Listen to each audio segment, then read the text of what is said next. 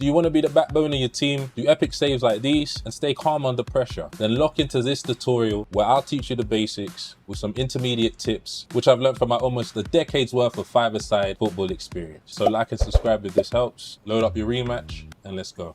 Okay, let's get started. We're gonna run through the basics quickly. So, as you know, your jump button is your dive button as a keeper, right? So on your controller, that'd be Y or triangle, depending on what you're playing on. When you press it on its own, you will just jump vertically. So up straight. If you include a direction, you'll dive in that direction. So in scenarios when you're going one-on-one with someone, if you know they're gonna chip, make sure you do not have your finger on the directional button, otherwise you'll dive forward, all right? Even if it's slightly, you may dive forward, and then of course that will leave more room for a chip to be successful. So just remember to go forward, run forward, then let go, and then jump. And you'll go straight up and catch that. Very easy, right? Your slide tackle button, which could be B or circle, and this is how you'll just grab the ball from their feet, or if the ball's on the ground and you need to get there. Key things to remember as a keeper and also as a rematch player, you have to do all the work. Everything is skill based, so you have to position yourself in front of the ball to receive it. Like FIFA will always just like automatically run towards the ball. You can end up running around the ball if you're not careful.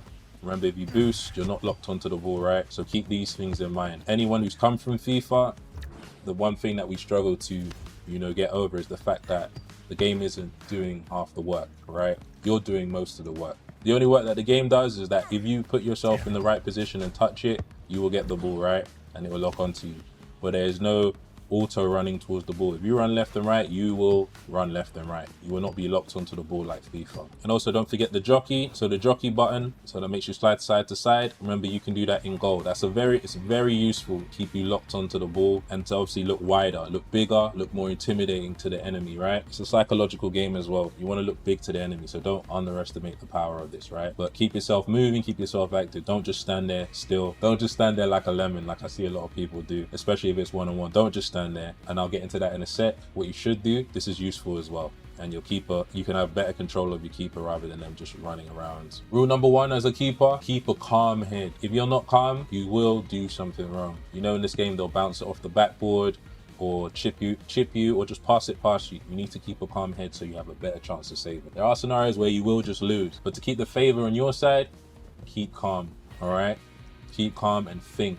That's it. Think what you're doing, think what they're doing, and then think what you can do to make them do what you want to do as well. As a keeper, you have a lot of power to do that.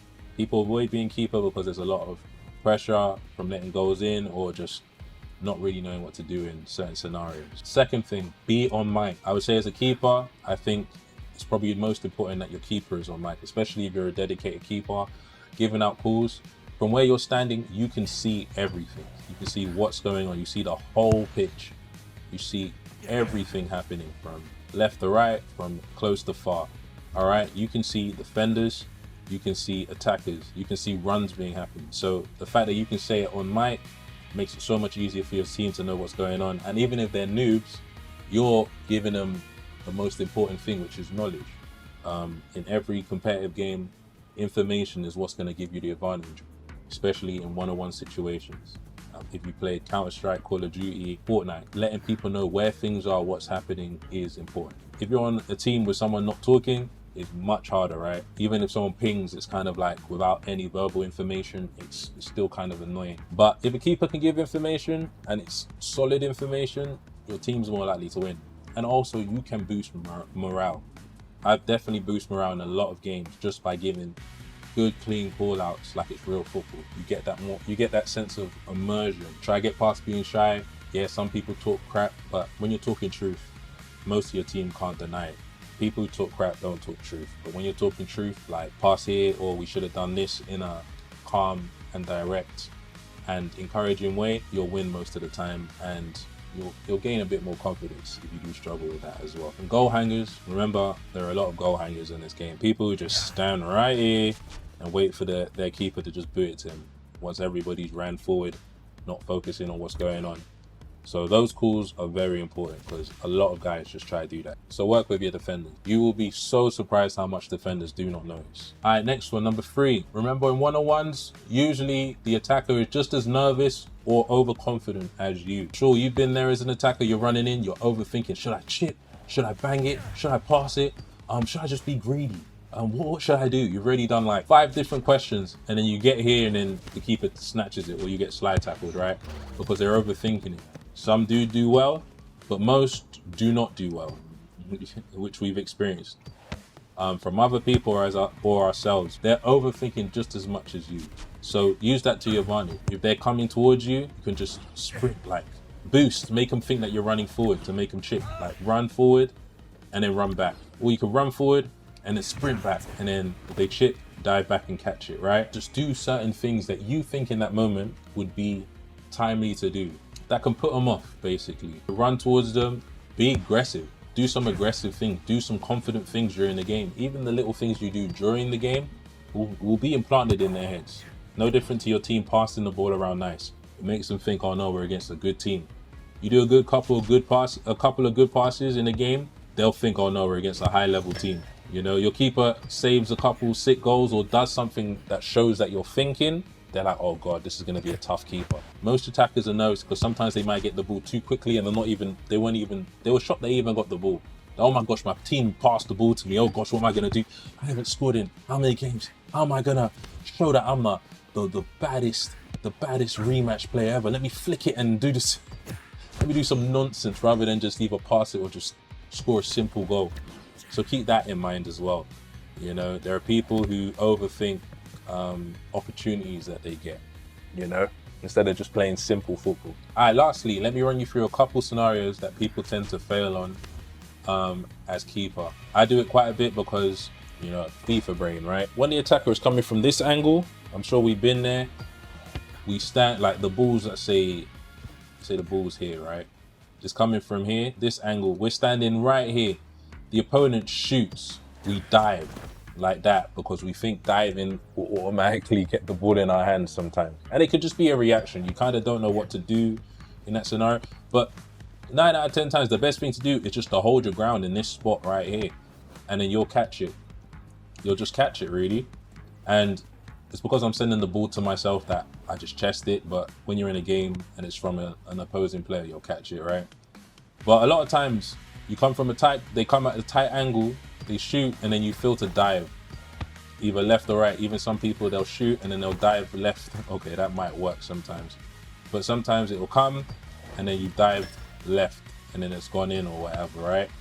Just hold it. Remember, keep yourself wide, keep yourself big, and then hopefully the goal, you should catch it. You don't need to jump up. So you could even see that me jumping up stops me from saving. You know, it goes under my feet because there's no assisting to help you, right? So remember that.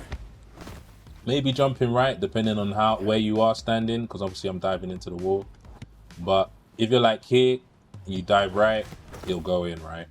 So 9 out of 10 times, just staying in position and holding that zone of the goal. Think of zones.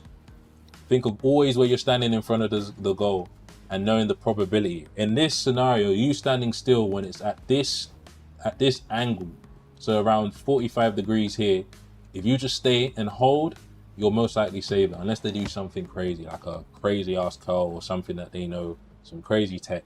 And 9 out of 10 times, it's not really your fault. It's just them just doing something nuts. And that's the same in real football, right? If it's on this side, so you have your mid here, your mid where the penalty spot is. So if the ball is on this side, you need to be hugging this side. Maybe not too far, so they don't do like a top bins or top corner shot, but you should be zoning around here, all right? So this is where you spring from, all right? So if they're diving forward, no, if they're running forward, you know, they're most likely going to try and shoot this way because it looks like more open, right?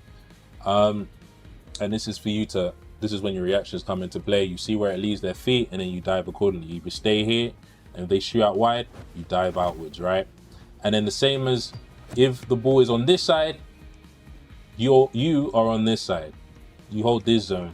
And then if they shoot to the right, you dive to the right, okay? And if they hold here, You keep it here. If they come towards you, you go out for the dive, right? So always remember your zones. Even when the ball's on the other side of the pitch, move accordingly. Don't just stand at the goal.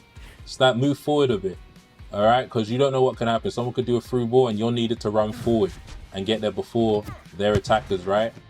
You'll be so surprised how many scenarios there'll be like that, especially in this game. It's a smaller pitch, it's not a huge pitch. And yeah, there's room for keepers to do stuff. Like, you're not just stuck on the line. When you're stuck on the line, that is actually much more of a disadvantage. You need to show big man presence so that you're able to come forward and boot it, catch it. Even sometimes you don't even need to catch it. Sometimes in this game, just booting it will help, because sometimes it might bug out. V-sync, you don't know what's gonna happen. You come out and then just boot it. Don't worry about getting it to anyone, just make sure it's out. A lot of people faffle around. Defenders will just be here in the corner, faffling around. Even the attackers, they just faffle, trying to do something special. You don't need to do something special. You need to get that ball out. Because your teammates are going to be silly. You don't need to be silly, bro. All right? You just need to get it out. Be reckless. Like in a good way. Not to the point that they score goals, all right? Precision when you're diving. If the ball's coming in, time your slides. If you don't time it, it's going over your head, all right? If you're going to slide or jump, time it. So this is the skill you're learning. People who attack or defend, they're learning when to slide tackle. You know, they're out there learning when to slide tackle, when to catch the ball, like looking at where it's going to land to knock it on. You know, that's what they're learning, right?